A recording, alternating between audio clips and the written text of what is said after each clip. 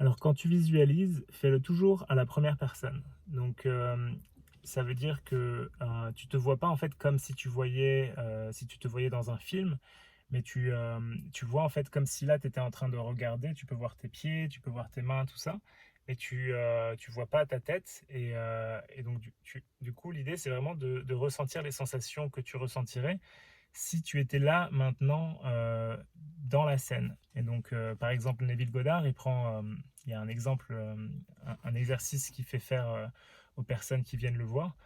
C'est l'exercice de l'échelle où tu vas, dans ton imagination, avant de te coucher, en fait, tu vas t'imaginer grimper à une échelle.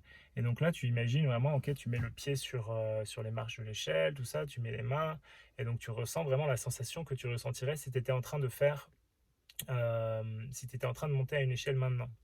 Et il disait, en fait, si vous faites ça trois nuits d'affilée, et après, en fait, le reste de la journée, c'était pour prouver que l'imagination, en fait, le sentiment est plus fort que tout le reste. Le reste de la journée, il disait, je ne vais pas monter à une échelle, je ne vais pas monter à une échelle, je ne vais pas monter à une échelle.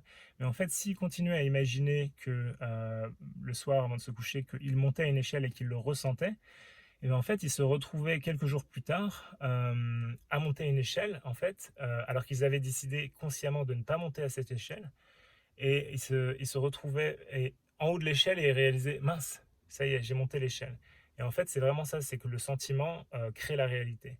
Et donc, si tu imagines vraiment clairement avec les sensations, et il dit souvent dans ses séminaires, donc avec tous les tons de la réalité en fait. Donc vraiment, tu essayes de regarder autour de toi, de sentir, de sentir la sensation de certaines choses dans tes mains, tout ça, et de donner vraiment vie à cette scène dans ton imagination. Et si tu continues à faire ça, en fait, tu vas forcément rencontrer cette scène dans la réalité, puisque l'imagination crée la réalité.